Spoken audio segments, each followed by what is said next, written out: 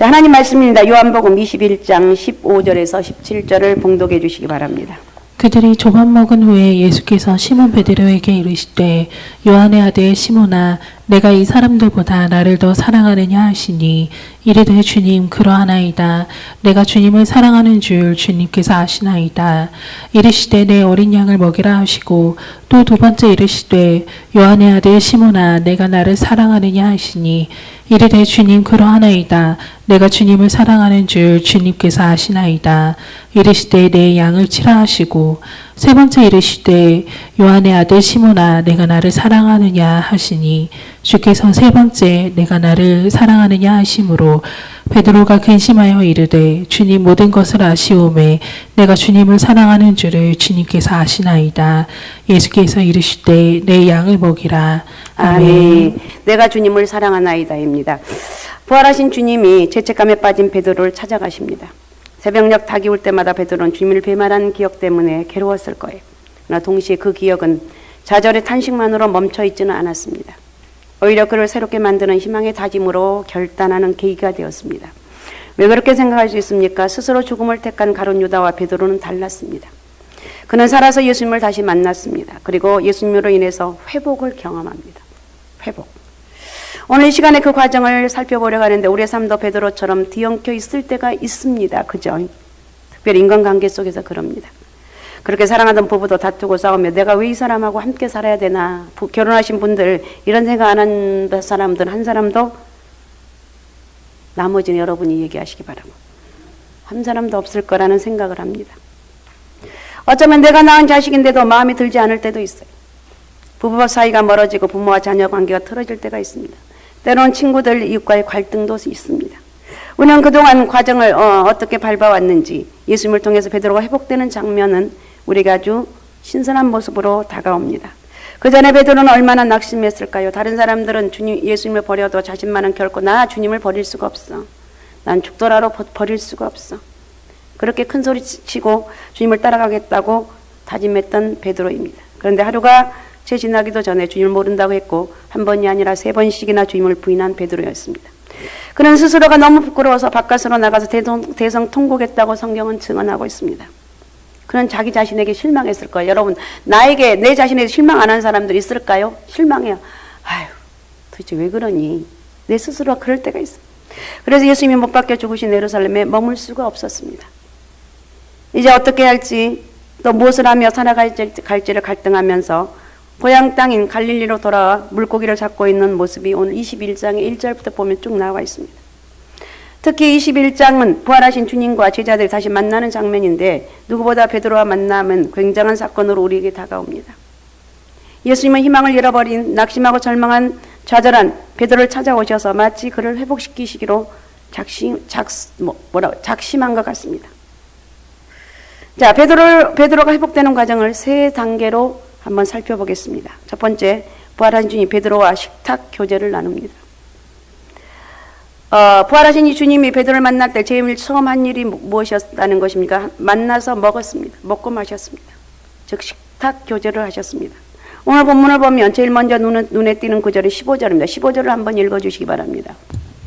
그들이 조밥 먹은 후에 예수께서 시몬 베드로에게 이르시되 요한의 아들 시몬아 내가 이 사람들보다 나를 더 사랑하느냐 하시니 이르되 주님 그러하나이다. 내가 주님을 사랑하는 줄 주님께서 아시나이다. 이르시되 내 어린 양을 먹이라 하시고. 아멘. 그들이 조밥 먹은 후에 그랬습니다. 식사 후에 예수님이 낙심하고 있던 제자들과 함께 밥상에 앉으셨다는 것. 식탁 교제가 따뜻하게 이루어졌습니다. 함께 밥을 먹는다는 것은 동서고금을 막론하고 친밀감의 표시입니다. 아무에게나 가서 밥 먹자 할 수 없잖아요. 그죠?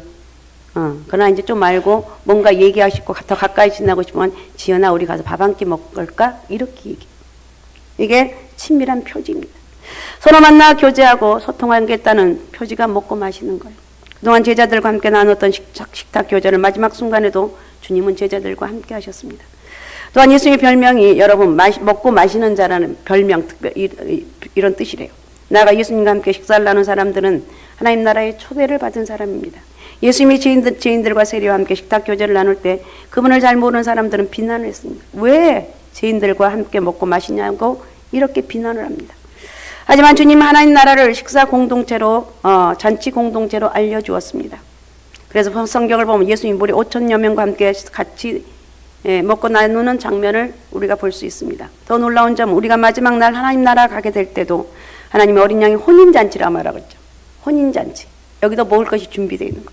혼인잔치를 우리에게 베푸실 거라는 사실. 어쨌든 우리가 어떻게 베푸실지는 상상하기는 어렵지만 그래도 잔치임은 분명하다는 것. 우리 가정은 어떤 공동체입니까? 가정이 사랑의 공동체라는 것은 식탁 공동체, 먹거리 공동체라는 뜻이기도 합니다. 먹고 마심이 가정에서 시작되기 때문에 그래요. 가정은 단순히 잠자는 공간이 아니고 하숙집도 아니에요. 가정 공동체는 함께 먹고 마시고 교제를 나누는 공동체예요. 부부끼리 함께 먹고 사랑하는 부모님과 아들, 딸과 함께 먹는 가정은 먹음의 공동체라는 거예요. 함께 공동 식사를 하는 장소예요. 비싼 음식이 아니어도 괜찮아요. 된장찌개, 김치찌개 이걸 먹어도 밖에서 짜장면 한 그릇을 먹어도 온 가족이 가서 먹으면 교회에 오면 여러분 국수가 있으면 맛있는 국수가 있습니다. 국수를 먹어도 밥이 아니라 차 한 잔을 마셔도 함께 마시며 교제를 나눌 때 진정한 가정의 공동체이며 사랑의 공동체가 된다는 거예요. 그래서 변화의 시작은 어디서부터 시작되는가? 먹는 데서부터 시작된다. 먹는 데서부터 시작되는 거예요. 예수님도 그러셨어요. 바로 이 식탁 교제를 통해서 베드로가 가졌던 좌절감과 낙심을 풀어주기 시작을 합니다. 함께 먹고 마실 때 우리는 친밀하죠. 친밀감을 느낍니다. 그 안에서 교제가 일어나고 소통이 이루어지고 이 모범을 우리 주님께서 먼저 보이셨습니다. 그 다음에 두 번째 부활하신 주님 베드로와 추억을 공유하셨습니다. 그렇다면 함께 식탁 교제만 나누면 되는 것일까요? 그렇지 않습니다. 두 번째 단계로 이어집니다. 베드로 안에 잃어버린 사랑을 주님이 회복시키려고 애를 씁니다. 네가 나에게 가졌던 처음 사랑 그것을 기억하느냐? 나를 따랐던 너의 첫 마음과 결단 그것을 기억하느냐? 주님이 베드로로 하여금 첫 마음을 떠오르게 하셨습니다. 그래서 두 가지 방법으로 접근합니다. 첫째는 장소의 공유입니다. 예수님과 베드로가 처음 만났던 장소가 갈릴리 바다입니다. 그것은 예수님과 베드로의 추억이 담긴 장소입니다. 어느 날 베드로가 물고기를 잡기 위해 바다로 나가 밤새 수고했는데 얻은 게 하나도 없었습니다. 그때 예수님이 한마디 던집니다. 깊은 데로 가서 그물을 내려라. 어부인 베드로가 그 상황을 잘 알았지만 그는 순종해 보자는 마음으로 깊은 데 그물을 내렸고 그 순간 그물이 찢어질 정도로 수많은 물고기가 잡히는 기적이 일어났습니다. 그러니까 하나님이 나에겐 최고의 무기는 하나님이라는 거예요. 아셨습니까? 여러분의 최고의 무기는 예수 그리스도라는 거예요. 이거 절대 잊어버리면 안 돼요. 그때부터 베드로가 예수님을 쫓기 시작을 합니다. 즉 갈릴리 바다는 예수님과 베드로가 처음 만난 장소, 곧 추억의 장소예요. 나아가 두 번째 베드로의 주님은 예수 베드로에게 그의 본래 이름을 불러주셨습니다. 그 이름이 시몬인데 15절 다시 한번 읽어주시기 바랍니다. 그들이 조밥 먹은 후에 예수께서 시몬 베드로에게 이르시되 거기까지 시몬 베드로에게 이르시되 옛날 처음 만났을 때 베드로의 원래 이름을 불러줍니다. 너는 요한의 아들 시몬이 아니더냐 이거. 예전에 이름을 불러주시니까 베드로가 활짝 놀랍니다. 화들짝 놀랍니다. 베드로야 내 본래 이름은 게바가 아니고 시몬이란다. 너는 본래 물고기 잡던 어부가 아니더냐. 그 촌에서 자라는 촌부가 아니냐. 본래 아무 꿈과 비전도 없었던 그런 인간이 아니었느냐. 그런데 너와 내가 만나서 함께 하나님 나라를 꿈꾸지 아니었느냐. 하나님 의를 꿈꾸지 않았느냐. 하나님께서 이 땅에 오셔서 우리를 사랑하시고 우리에게 새로운 역사를 만드시겠다는 것을 내가 너와 함께 믿지 않았느냐. 그러면서 예수님이 처음 사랑의 공유적인 마음을 회복시켜 주신 이 말 한마디가 베드로를 회복이 되는 거예요. 우리 인생의 출발점을 기억하는 게 중요합니다. 종교개혁의 모토도 아드 폰테스라고 그러는데 곧 원천으로 돌아가자. 처음으로 돌아가자. 가정의 회복도 마찬가지. 만약 부부간의 만남이 고통스러워지고 있다면 때로는 부부가 처음 만났던 장소로 가보는 것도 의미가 있습니다. 서로를 처음 만났을 때 감정을 돌아보면서 가정의 회복을 기대해 보는 거예요. 혹은 자녀들이 부모의 말을 안 듣고 속상할 때가 있습니다. 그때 처음 자녀를 만났을 때, 첫 생명을 가슴에 품었을 때 기억하라는 거예요. 이만큼 귀한 아이가 우리 가정에 왔다는 것에 얼마나 기뻐하고 감사했느냐는 거예요. 하나님께 찬양하며 기도했던 기억이 다시 떠오를 것입니다. 공유할 수 있는 추억을 나누는 것이 이게 치유의 시작이라는 거예요. 우리 아픔이 해결되는 시작이라는 거예요. 지은아, 옛날 너랑 나랑 만났지. 맞아요. 이러면서 할 때 그 말 한마디가 우리의 모든 연약감을 회복시켜주는 거예요. 그래서 예수님도 베드로가 있는 갈릴리 바다로 다시 찾아오셨습니다. 곳에서 베드로의 첫 이름을 부르시며 그의 마음을 열어주시고 사랑의 추억을 되살려 주시면서 회복을 도우셨습니다. 그리고 세 번째 부활하신 주님이 베드로를 회복시키며 변화시켜 주셨는데 세 번째 단계가 중요합니다. 가장 중요합니다. 베드로가 입은 상처는 스스로 해결할 수 있는 게 아니었어요. 주님을 배신했다는 죄책감에서 좀처럼 헤어나기가 어려웠습니다.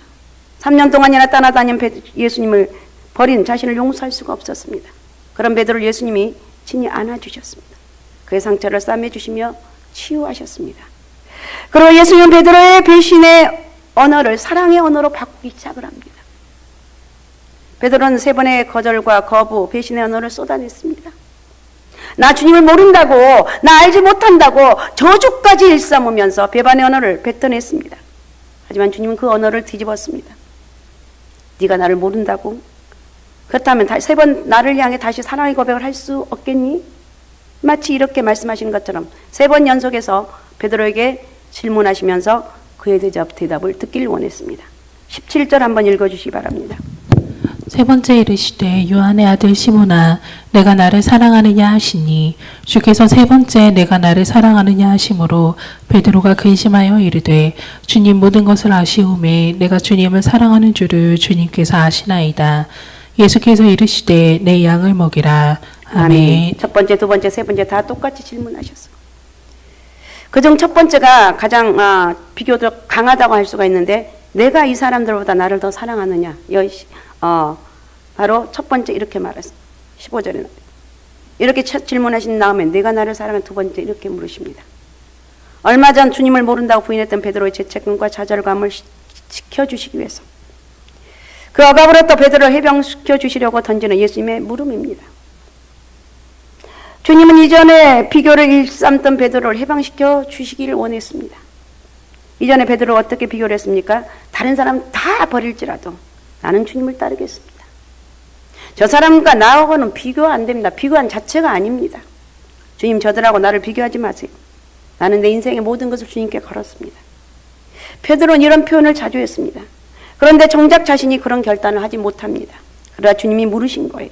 15절에 보면 예수님께서 시몬 베드로에게 이르시되 요한의 아들 시몬아 내가 이 사람들보다 나를 더 사랑하느냐.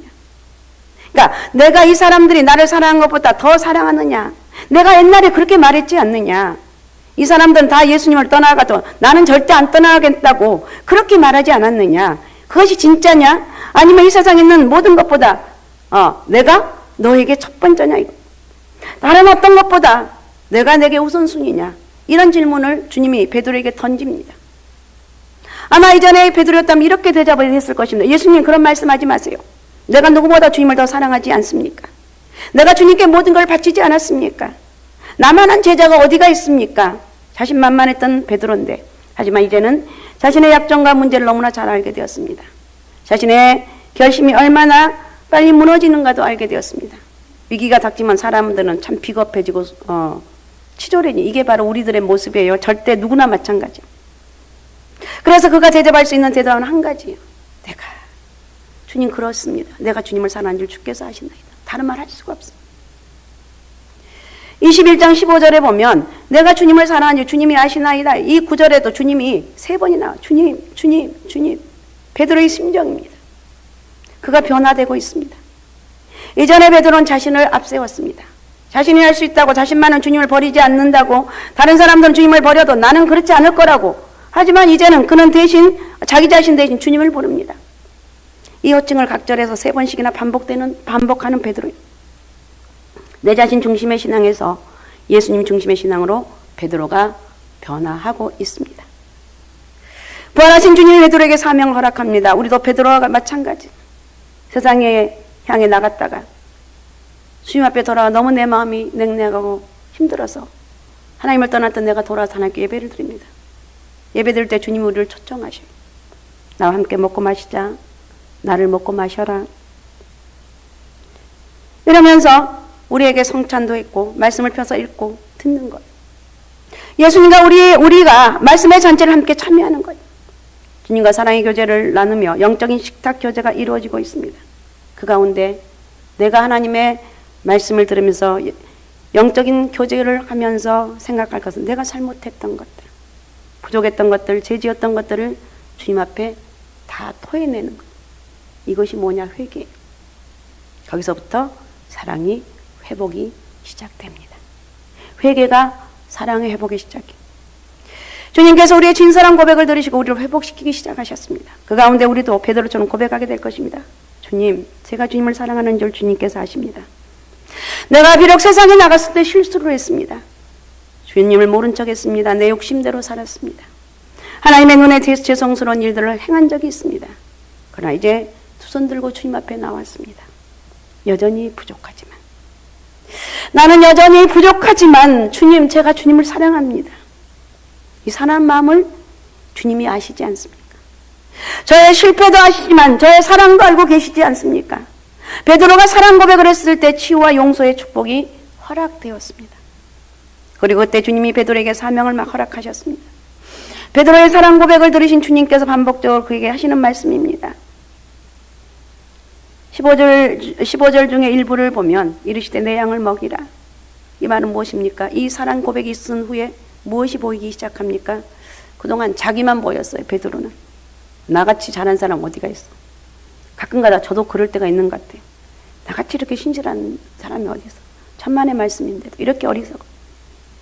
그동안 자기 자신만 보였던 베드로, 예수님을 믿은 것도 나 때문에 나를 위함이었습니다. 예수께 충성하는 것도 내가 뭔가를 얻기 위함이었습니다. 믿음의 중심이 나 중심이었습니다. 그런데 예수님을 사랑합니다. 내가 사랑하는 줄 주님이 아십니다. 이렇게 고백하게 되니까 옆에 사람이 보이기를 시작합니다. 주님도 말씀하십니다. 내가 이제 수많은 사람을 만나게 될 것이다. 내가 이제 죽음에서 다시 사는 것을 증거하게 될 것이다. 그리고 주님의 교회가 탄생될 것이다. 그때마다 기억해라. 이 모든 사람들은 내 양이 아니다. 너의 양이 아니고 내 예수님의 양이란. 진정한 목자는 예수 그리스도 한 분. 예수 그리스도 한 분이다. 그러므로 내 양이다. 너의 양이 아니라 내 양을 치라. 내가 잠시 맡겨진 하나님의 사람들이다. 내가 충성하는 것은 하나님의 사람들에게 충성하는 것이다. 그들로 하여금 말씀을 듣게 해라. 말씀을 읽게 해라. 말씀을 묵상하게 해라. 말씀대로 살게 해라. 사랑만이 진정한 사명을 낳는다는 것입니다. 이렇게 주님, 내가 주님을 사랑합니다. 이 사랑의 고백이 진정한 사명을 낳습니다. 사랑하지 않으면 그 사명은 욕심과 야망의 구체적인 행위일 뿐이에요. 사랑이 있어야 사명도 감당해요. 특히 교회 사역은 더더욱 그렇습니다. 사랑이 없으면 내 욕심으로 나타날 때가 많습니다. 교만이 득세해지고 사랑 없는 사명은 거짓 사명입니다. 자기 명예를 드러내기 위한 야망에 불과하다는 거예요. 베드로도 주인과의 만남에서 새롭게 깨닫습니다. 이들은 예수님의 양이구나. 내가 수고하고 땀 흘려도 마침내 영광 받으실 분은 오직 예수 그리스도 하나님이시구나. 내가 이렇게 하나님께 모든 영광을 돌릴 때 하나님 우리의 모든 것을 아낌없이 우리에게 너는 내 사랑하는 진정한 제자야. 네가 원하는 거 내가 다 이루어 줄 거야. 하나님은 내가 구하지 않는 것까지도 주시는 하나님. 그런 멋있는 하나님을 여러분 믿으시고 믿음으로 살아가라는 거예요. 이 사실을 깨달으면서 베드로는 그때부터 자기 중심의 삶에서 내 중심, 예수 처음 믿으면 내 중심의 삶이에요. 내 중심의 삶에서 예수 그리스도의 중심의 삶으로 옮겨가는 거예요. 자기만을 생각했던 삶에서 하나님 중심의 삶, 이웃을 위한 삶으로 변화되어 갑니다. 그때 베드로가 깨닫게 된 놀라운 사람은 사실은 예수님의 사랑이 예수님이 정말 나를 사랑하시는구나. 주님이 나를 진짜 사랑하시는 이걸 깨닫게 돼. 나도 이제 평생 주님을 사랑하게 살겠습니다. 이런 고백을 합니다. 자, 요한일서 4장 18절 19절 말씀을 읽어주시기 바랍니다. 사랑 안에 두려움이 없고 온전한 사랑이 두려움을 내쫓나니 두려움에는 형벌이 있음이라. 두려워하는 자는 사랑 안에서 온전히 이루지 못하였느니라. 우리가 사랑함은 그가 먼저 우리를 사랑하셨음이라. 아멘. 신앙의 큰 기쁨이 이것입니다. 하나님의 사랑이 내게 다가오심으로 내가 하나님을 사랑하게 되고 내가 예수 그리스도를 만나면 그 기쁨 말할 수가 없어요. 여러분 오키나와 갔던 우리 아이들이 성령 받고 막 얘네들은 신기한 게 뭐 다른 건 다 한 거. 예배 시간 뭐 마지막 날도 새벽 2시까지인가 뭐 몇 시간을 했대더라. 근데 애들은 더 해달라고. 와서 고전도사를 좀 귀찮게 하면 야 오늘 예배 좀 빨리 끝내. 그럼 애들 다 도망간대. 예배 시간 길어야 된다고. 우리하고는 상상할 수 없는 그런 대화를 하는. 그리고 하나님 만나면 얘네들이 엄마 얘네들이 이끌어가요. 새벽 예배 가자. 엄마 기도하자. 기도가 답이야. 이렇게 성령의 역사가 함께하기 때문에 이런 말이 가능한 거예요. 멋있잖아요. 예수를 진심으로 만나게 되면 멋있는 인생이 되는 거예요. 하나님을 사랑하게 되고 교회를 사랑하게 되고 여기서는 두려움이 없어. 베드로 역시 하나님의 사랑을 통해 두려움 없는 사랑의 축복을 얻게 됩니다. 이게 은혜죠. 은혜. 사랑하는 여러분, 우리가 제일 먼저 기억할 것이 있는데 내가 하나님을 사랑하는지 주님을 참 사랑하는지 돌아봐야 돼요. 그 대답이 그렇다면 무엇이든 해도 좋아요. 어떤 직장, 어떤 사업을 해도 괜찮습니다. 어떤 방향으로 가도 괜찮습니다. 한 가지, 네가 주님을 사랑하느냐, 그 마음이. 만약 그렇다면 내게 맡겨주신 이 자리가 하나님의 허락하신 자리고 내가 만나는 사람이 하나님이 허락하신 사람들이다. 그때 내가 하는 일이 하나님이 내게 허락하신 일이 된다는 것. 하나님을 향한 사랑의 고백을 충분히 드리면 마음껏 두려움 없이 살아가는 역사가 나타나는 거예요. 오늘 두렵다면 오늘 하나님의 사랑이 여러분 가운데 가득히 채워져서 두려움이 몰러가고 모든 어둠이 떠나가고 난 하나님 은혜로 살아간다는 이런 고백을 해야 될 줄로 믿습니다. 그리고 내 영혼이 기뻐하며 감사의 역사가 있다는 거예요.